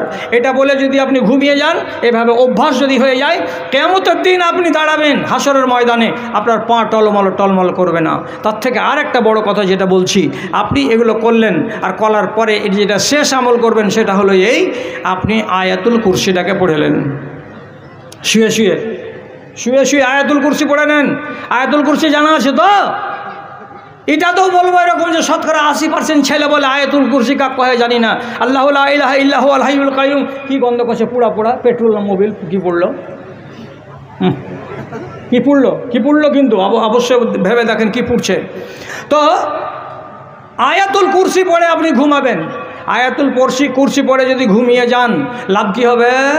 আল্লাহর পক্ষ থেকে একটা ফরিস্তা আসবে, ফরিস্তাটা সারা রাত আপনার বাড়ি জোগাবে, আপনার গাড়ি জোগাবে, আপনার ঘর বাড়ির হেফাজত করে বেড়াবে। এই করে করে করে করে সকাল যখন আজান পড়ে যাবে তখন আল্লাহর ফরিস্তা ডিউটি ছেড়ে দিয়ে আসমানের দিকে চলে যাবে।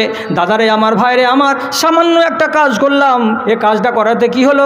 আমার বাড়িটা রহমতের বাড়ি হলো, আমার বাড়িতে আমিও আছি আর আমার সাথে সাথে আল্লাহর ফরিস্তারা আছে। তো যেই বাড়িতে আল্লাহর ফরিস্তা আছে সেটা হলো ইমানদারের বাড়ি। আমি এমনই কাজ করেছি ইমানের, যে আমার ইমানের দৌলতে আমার বাড়িটাকে রহমতের আমি বানিয়ে নিয়েছিলাম। ইমানকে হালকা মনে করে নিয়েন না। আমার টাইম তো ছাড়বই না, যত কিছু হয়ে যাক। আমার ছোট ভাই চলে এসেছেন বক্তা সাহেব, তো উনাকে দেওয়া হবে না, এখনও ঘড়ির দিকে দেখাও 12 মিনিট টাইম আছে। কথা না বলে না পুরা করে হর কি ছাড়বো না। যখন আগেকার বক্তাটাও ছাড়েনি 1 ইঞ্চি, তো না আমিও ছাড়বো না। সেটা হলো এই আপনার এই 65 বছরের জীবনে আপনি ইমানদারের জীবন গত করলেন না বেঈমানের, আপনি নিজে বলতে পারবেন, আল্লাহর কসম বলতে পারবেন। আপনি কেমন করে বলতে পারবেন? আপনি বলতে পারবেন, কিন্তু তখন আপনার বলার টাইম থাকবে না। আর আমরা জানতে পারবো আপনার মরার টাইমে আপনি ইমানদার হয়ে মরলেন না বেঈমান হয়ে মরলেন। আমরা যারা বেঁচে আছি কাছে থাকতে গেলে আমরা জানতে পারবো, আমরা জ্ঞান নিব, কেন যে আমরা তখন মরিনি। কিন্তু তুমি মরে যাবে, আর মরার আগে তুমি জেনে নিয়েই মরবে, বাদ বাকি তুমি কিছু করতে পারবে না। ইমানদার হয়ে মরলে না বেঈমান হয়ে মরলে, পরিষ্কার কি করে জানা যাবে? ভাইরা আমার কথার দিকে তাকান। মরবার আগে দুটো কথা, যত দুনিয়ার মানুষ আছে সবাই আরবি ভাষা বুঝতে পারবে। আরবি হলো কবরের ভাষা, আরবি হলো জান কবজের ভাষা, আরবি হলো হাসরের মাঠের ভাষা, আরবি হলো জান্নাতের ভাষা। আপনি মরবার কালে আরবি বুঝতে পারবেন। 1 2 নম্বর কথা, মরবার কালে পৃথিবীর যত ভালো মানুষ আছে আর যত ইমানদার আছে আর যত বেঈমান আছে সবাই মরবার কালে আল্লাহর ফরিস্তাকে দেখতে পাবে। কথাটা মনে থাকবে। দুটো কথা কি বললাম? মরবার কালে ফরিস্তাকে দেখতে পাবেন 1, আর মরবার কালে আরবি ভাষা বলতে পারবেন আর বুঝতে পারবেন 2। কেমন করে? এবার শুনুন, আপনি ইমানদার হয়ে মরলেন কি বেঈমান হয়ে মরলেন আপনি নিজে জানতে পারবেন কেমন করে। আম্মা পাড়ার একটা সূরা আছে, সূরাটার নাম হলো সূরা নাজিআত। নাজিআত সূরাতে লেখা আছে 2 রকম করে জান কবজ করা হয়। একটা জান কবজ কেমন? ছোট বাচ্চা দুধ খায় ওর মায়ের, তো মায়ের দুধ মুঠা দিয়ে বেরিয়ে পেটে চলে যায় 50 মিলিগ্রাম, মা টের পায় না যে কতটা দুধ বেরিয়ে গেল, কষ্ট হয় না? ওই রকমই রুহটা বেরিয়ে যাবে, মানুষটা জানতে পারবে না।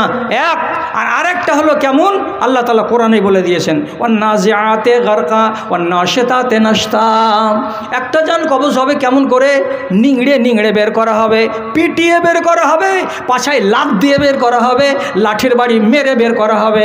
যেমন কুসরকে মেশিনে দিতে গেলে রস বেরিয়ে যায়, ছোবড়া হয়ে থেকে যায় একদিকে, ওই রকম আল্লাহর ফরিস্তারা আপনাকে প্রথমে ডাক দিয়ে বলবে, ইয়া আইয়াতুহান নাফসুল খাবিসা উখরুজি ইলা গাযাবিল্লাহ, এরে হারামি জান বেরিয়ে চল, আল্লাহর গজবের দিকে বেরিয়ে চল। যদি আপনাকে আল্লাহর ফরিস্তা এ হারামি জান বলে ডাকে আর আপনার রুহটা যদি নিজের মনে বেরিয়ে না আসে, তখন ফরিস্তারা কি করবে? আপনার দেহের ভেতরে ঢুকে যাবে, রক্তে ঢুকে যাবে, রন্ধ্রে ঢুকে যাবে, হাড়ের মজ্জাতে ঢুকে যাবে, চিপে চিপে খিঁচে খিঁচে নিংড়ে নিংড়ে রুহটাকে টেনে বার করবে। তাহলে কথাটা হলো পরিষ্কার। মরবার আগে যদি আপনার কানে আওয়াজ আসে, ইয়া আইয়াতুহান নাফসুল খাবিসা, ওরে খবিস জান বেরিয়ে আই, তাহলে জেনে নিতে হবে 65 বছর সানামু করে মরে গেলে ইমানদার হয়ে মরতে পারলে না। যদি ইমানদার হয়ে মরতে রে, তাহলে তোমাকে খবিস জান বেরিয়ে আই বলে সম্বোধন করতো না। কিন্তু আপনার করার কিছু নেই। মরবার কালে আপনি জানতে পারবেন আপনি ইমানদার না আপনি বেঈমান। কেন? একটা নেককার মানুষ যখন মারা যাবে তখন আল্লাহর ফরিস্তারা সম্মানের ভাষা দিয়ে বলবে, ইয়া আইয়াতুহান নাফসুল মুতমাইন্না, এরজাই ইলা রাব্বিকা রাজিয়াতাম মারজিয়া। ওরে পাক জান, ওরে পবিত্র জান, তোমাকে আল্লাহর রেজামন্দির দিকে ডেকে নিতে এসেছি, চলো চলো আমার সাথে চলো। তো যখনই এই রুহটা শুনতে পাবে আল্লাহর রেজামন্দির দিকে আমাকে নিয়ে যাওয়া হবে, তখনই খুশি খুশি হাসতে হাসতে হাসতে হাসতে রুহটা দেহের ভেতর থেকে বেরিয়ে যাবে, আর বেরিয়ে গিয়ে মালাকুল মউতের হাতে ধরা দেবে। মালাকুল মউত সেটাকে আসমান পর্যন্ত নিয়ে যাবে। আসমানের 7টা দরজাকে পার করার পর যেখানে ইল্লিয়িন নেককারদের রূহকে রাখা হয় সেখানে রেখে দেওয়া যাবে। আর যাওয়ার কালে প্রথম আসমানে আল্লাহর ফারিস্তারা জিজ্ঞেস করে বলবে, এটা কার রূহ আনা হয়েছে? তো বলবে, এই রূহটা এনেছি ফারাক্কা ব্রিজের পশ্চিম পাড়ে একটা গ্রাম আছে, সেই ঘোড়াই পাড়ার উত্তর পাড়ার আব্দুর রহিমের এটা রূহ আছে।